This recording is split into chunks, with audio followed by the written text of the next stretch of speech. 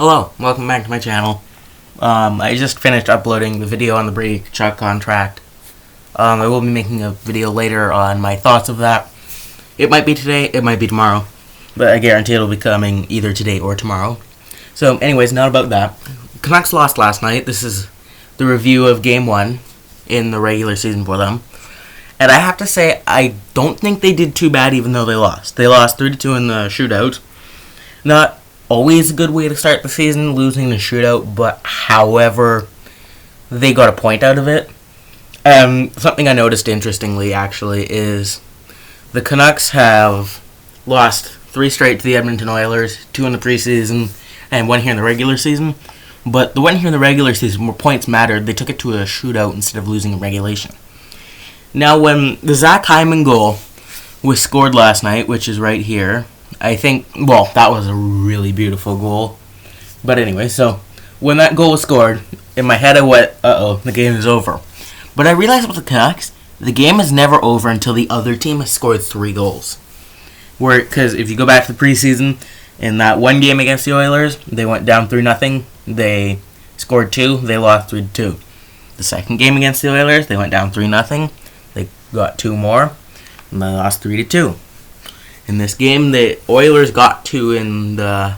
Sorry, they got 1 in the first period and 1 in the second period. And then the Canucks got 2 in the third. Oliver Ekman-Larsson here getting his first ever Canuck goal. And Connor Garland also getting his first ever Canuck point. And Niels Höglander assisting on both goals. And we'll get to that later with how NHL.com gives their 3 stars, because I do not agree with it. But anyway, they lost 3-2, sadly. Shots here were 38-34 in favor of the Canucks. Mike Smith played great. I don't know how he does it.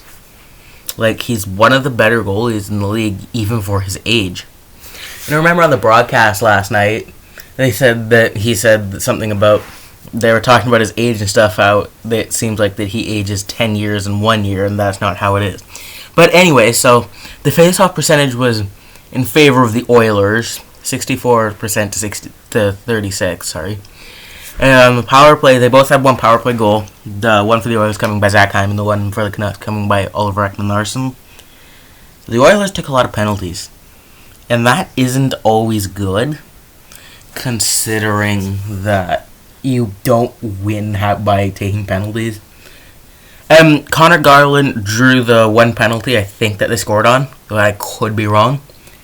And that's one thing that I really like about Connor Garland, is he's fast, he's small, he gets into the dirty areas, and he will drop penalties. He's not somebody you want to try to take the puck from, because you're either going to draw a penalty, or you're going to get absolutely hit by somebody like, I don't know, maybe Tyler Myers hitting Duncan Keith. The Canucks fans gotta be happy about that one. But anyways, so basically I'm gonna go over what happened in the first period. So in the first period, Höglander was very noticeable.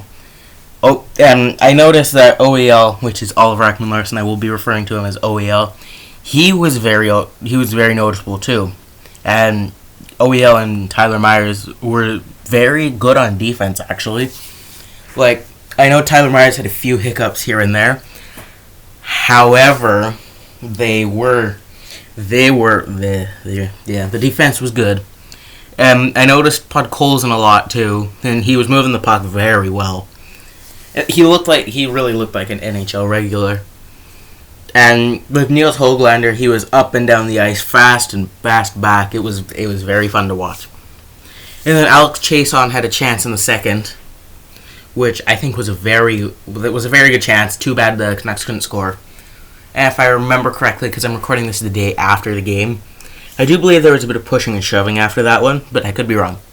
And in the first period, going back to that, Pettersson had some really good defense there. Like, I saw a tweet on Twitter, actually, saying that what Pettersson was doing was, like, Selke material, and I agree with that. Like, he was in there, he was playing like a defenseman who knew what he was doing. Like, I have to say, his defense in that one shift was better than Myers' defense the entire last season. And so going on to the power play, Canucks take a penalty. I don't think this was, maybe it was the one that the Oilers scored on actually. But anyways, one interesting thing I noticed is the Oilers sort of huddled by the blue line there to talk about a strategy. And then I was noticing McDavid was taking a lot of one-timers, which is something he doesn't do. It's usually something Leon Draisaitl does. So maybe, just maybe, McDavid's going to try shooting that a bit more. And it was very good. And then the Canucks got a... No, they didn't, sorry. And then with 10 minutes and 16 seconds left in the second period, but Kailer Yamamoto had a breakaway, and it was very similar to the shorthanded breakaway he had in the preseason where he scored. However, Yamamoto here did not score. And that was there, and then it sort of got more quiet there for a bit. And then 6:45 left in the period. Tyler Myers, nailed Duncan Keith to the boards. I've seen people say it's a dirty hit. I've seen people say it's a clean hit. In my opinion, if I wasn't a Canucks fan here, this is totally unbiased opinion. I think it's a clean hit. He didn't jump. He didn't aim for his head. He just did a solid play, hitting him into the boards. And then after that, Tyler Myers was fighting Colton Sevier. I do believe Sevier got the penalty for that. And I think that wasn't the goal where the Canucks got on the power play, because that was 6:45 left in the second. But Keith was bloody up there. And yeah, so anyways, in the fight, Tyler Myers sort of won.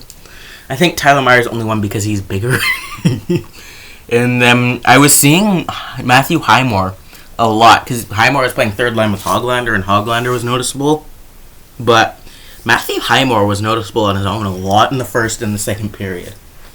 And OEL's goal, his first Canuck goal, he was shooting it. It would have gone wide, except it went off of Ryan Nugent-Hopkins' stick and went into the net. And that's not going to feel good having a new contract extension, but at least you can look on the bright side is you scored a goal with your new contract extension. However, you didn't really, score on the right net.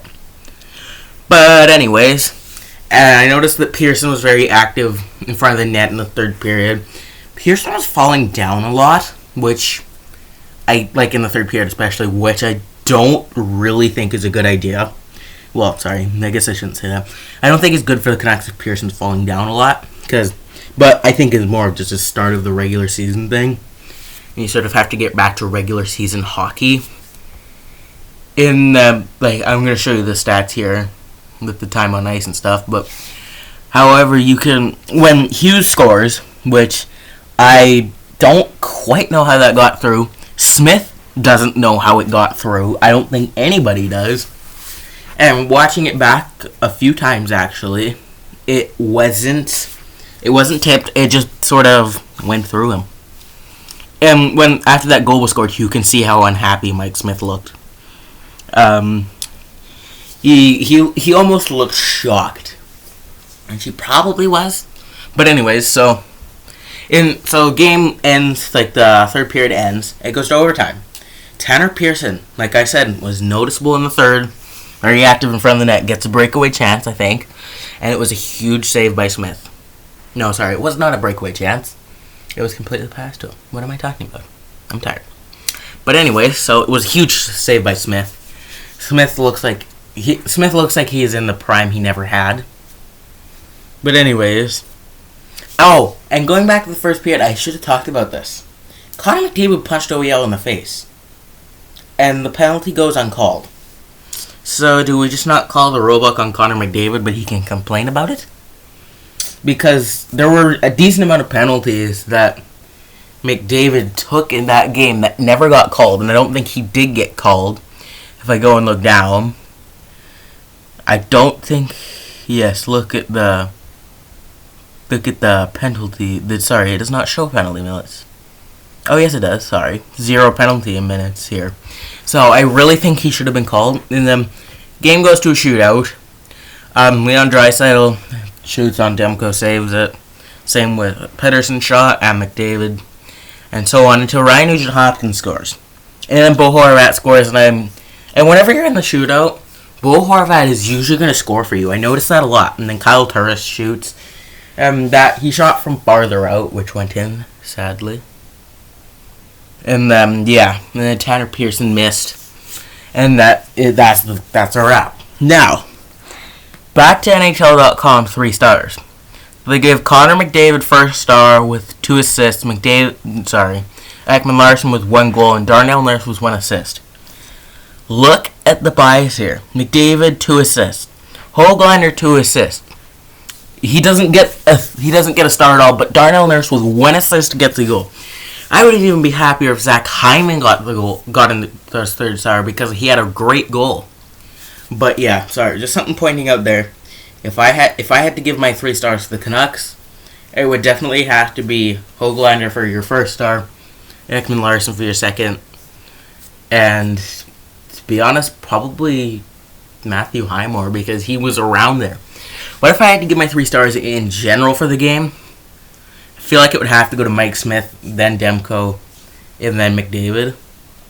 But yeah, so anyways, thank you for watching this video. Like and subscribe if you like the video. And yeah, I'll see you in another video if you decide to subscribe. And if you subscribe, turn post notifications on. Because then, you'll get the notifications and you'll know when I upload. You don't have to check my channel. So anyways, yeah, thanks for watching and have a good day.